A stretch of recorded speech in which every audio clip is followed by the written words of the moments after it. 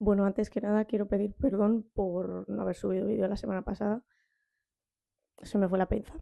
No, no puedo decir otra.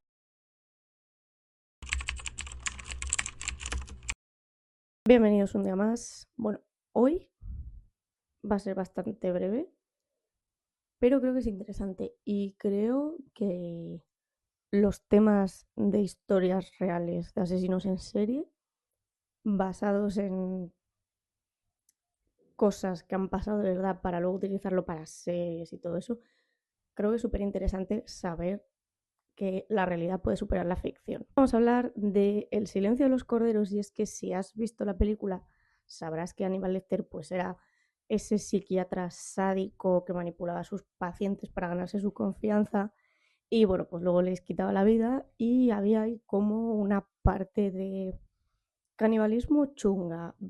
Hablaremos del canibalismo en otro momento, no de crímenes como tal de caníbales, sino me interesa hablar de la psicología detrás del canibalismo. Pero esa es un poco la premisa del Silencio de los Corderos con este hombre como personaje secundario, que luego es relevante para la trama porque ayuda a la protagonista y tal, pero hay una historia detrás de este personaje. Y es que este señor está basado en una persona que existió de verdad, que es el protagonista de esta historia. Se llamaba Alfredo Bali Treviño y al igual que Anthony Hopkins en el papel de esa película, era un médico, pero no era psiquiatra. Este profesional, bueno, como lo quieras llamar, de la medicina, era médico de partos, originario de la ciudad de Monterrey, en México, y pues era bastante bien considerado dentro de su comunidad. De las cosas que más destacan del caso es que Alfredo, tanto antes como después del crimen, era una persona súper reconocida, súper bien valorada entre los vecinos de la comunidad. Era súper querida porque ayudaba muchísimo, estaba súper entregado con la medicina y estaba considerado como uno de los residentes de la zona más humildes, más inteligentes, más buenos y más elegantes, ¿no? Tenía unas maneras así muy finas, muy tal, de toda la zona y era muy, muy querido. No puedo contar nada de su infancia ni de su pasado porque no se sabe. Tenemos que tener en cuenta que esto ocurre en el año 59 y antes pues los medios de difusión no eran tan fáciles como ahora, no estaban todo tan interconectado y había muchas menos facilidades para saber sobre el pasado de una persona, sobre su trasfondo y todo eso. Entonces voy a ir directa al grano y luego intentaré buscar un poco la explicación que podemos darle a esto que sucedió, ¿no?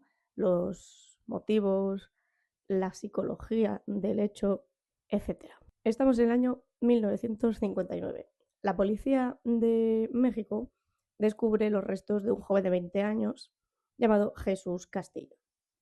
Este chico habría sido privado de su vida y antes o mientras tanto, porque eso no se pudo demostrar, le habían descuartizado y escondido en el maletero de un coche, dividido en cajas y fue repartido en varios puntos de la ciudad de Guadalupe. Cabe destacar que entre Monterrey, que es donde se cometió el crimen, y Guadalupe hay aproximadamente unos 50 kilómetros de distancia. O sea, eso es media hora de transporte que con los coches de la época sería bastante, ¿no? Se tomó bastantes molestias para deshacerse del cuerpo. Alfredo no fue muy inteligente a la hora de esconder las pruebas de que el coche era suyo y enseguida le pescaron, ¿no? Se determinó que se encontró que la sangre había estado en el coche porque había sangre en el maletero, porque se le había transportado y acabó confesando los hechos. En un momento, Alfredo tenía 28 años y era el mentor de Jesús, es decir, Jesús estaba estudiando para ser médico, o sea, le estaban enseñando, él era su tutor. Y bueno, la principal teoría que se barajó es que eran homosexuales, tenían una relación y en determinado momento hubo un desacuerdo no amoroso, sino por un tema económico. Nunca se llegó a confirmar tampoco que fueran homosexuales, porque en aquella época el tema todavía seguía siendo bastante tabú y debían de llevarlo bastante en secreto, ¿no? Eran discretos.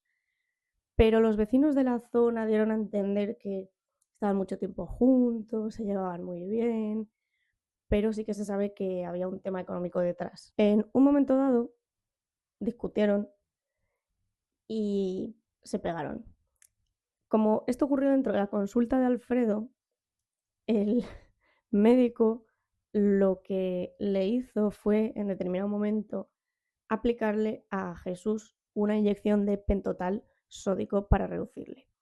Y ya cuando quedó inconsciente, esto es lo que no se sabe si fue antes o después de acabar con su vida, en determinado momento a lo mejor ya había muerto y le descuartiza, o le descuartiza para acabar con su vida. No sé si se me entiende, ¿no? Serían cosas distintas, porque una cosa sería solo ensañamiento con el cuerpo, ¿no? Violación de lo que es un cuerpo ya muerto, y lo otro sería ensañamiento en el momento del asesinato, es decir, una muerte extremadamente violenta.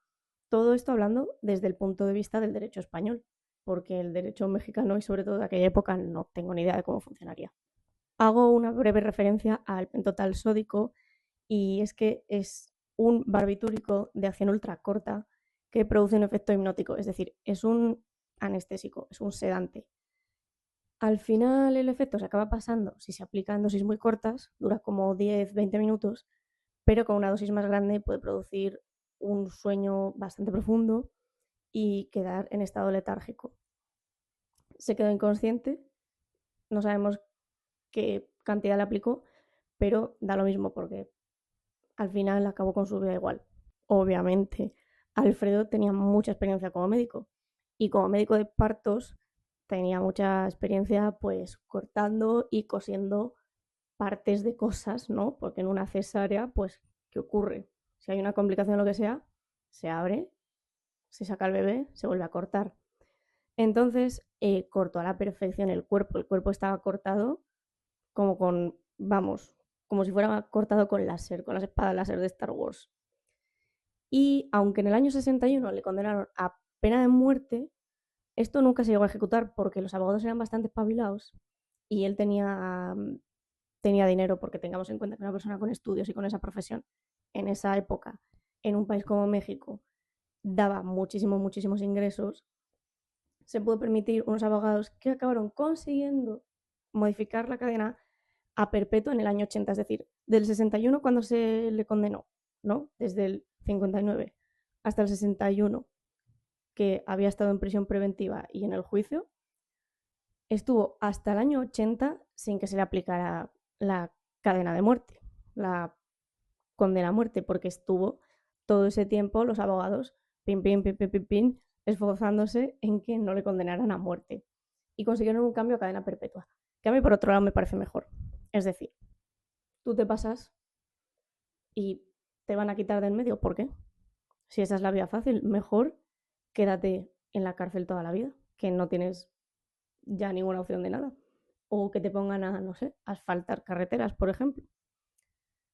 Bueno, después de esta breve opinión, sigo. Durante su tiempo en prisión, siempre se jactó de lo bien que lo había hecho, de lo bien que había cortado el cuerpo. O sea, luego fue un cutre y un torpe a la hora de esconder las pruebas, pero no podía dejar de hablar de lo bien que había cortado el cuerpo, de lo pulcro y de lo bien que lo había hecho. Como ya he comentado, aparte de condenarle por homicidio intencionado, que es lo que aquí en España vendría a ser asesinato, porque ahí hubo ensañamiento, no hubo un tipo de alevosía, al final este hombre estaba inconsciente, le condenaron por inhumación, que en España sería profanación de cadáver, y por usurpación de la profesión.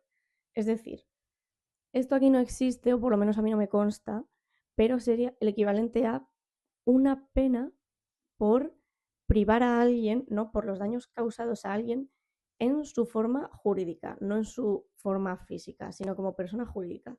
Jesús, como persona jurídica, era un médico, era una persona legal, ejercía de manera legal y se le privó de su vida y aparte de sus funciones profesionales. Y esto sería lo que castiga ese tema de la usurpación de la profesión.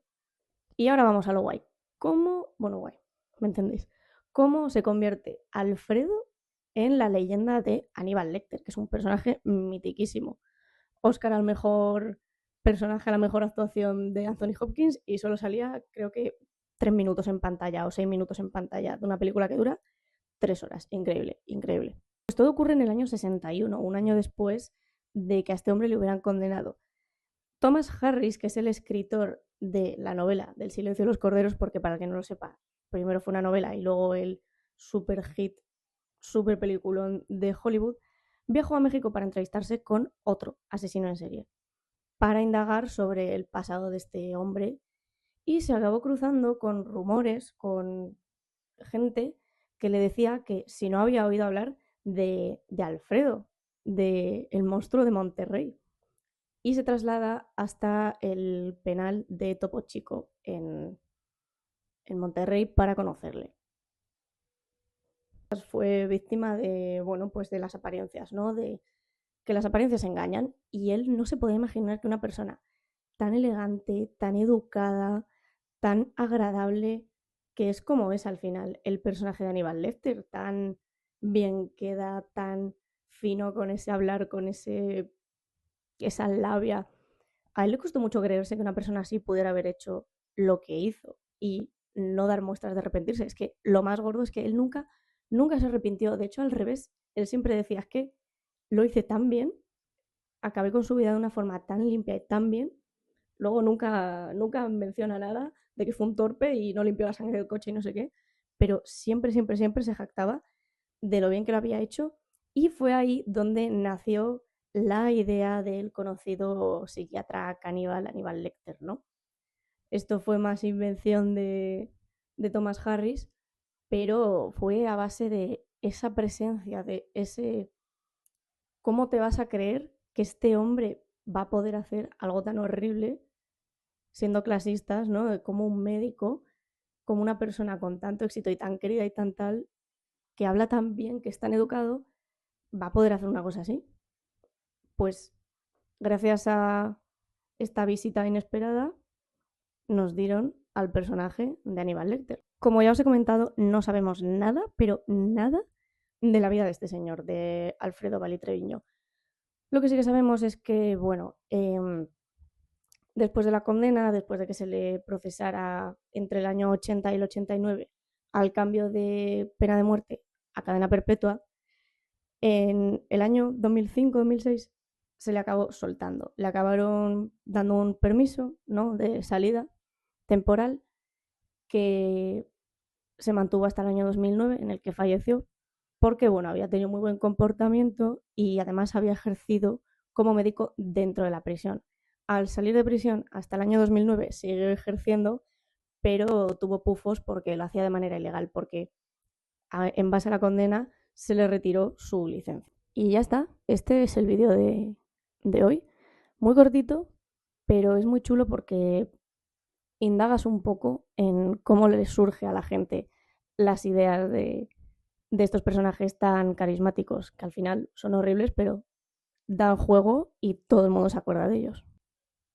Espero veros el próximo día, otra vez, y perdón por no haber subido vídeo la semana pasada, porque se me fue la pinza y últimamente no sé en qué día vivo. Chao.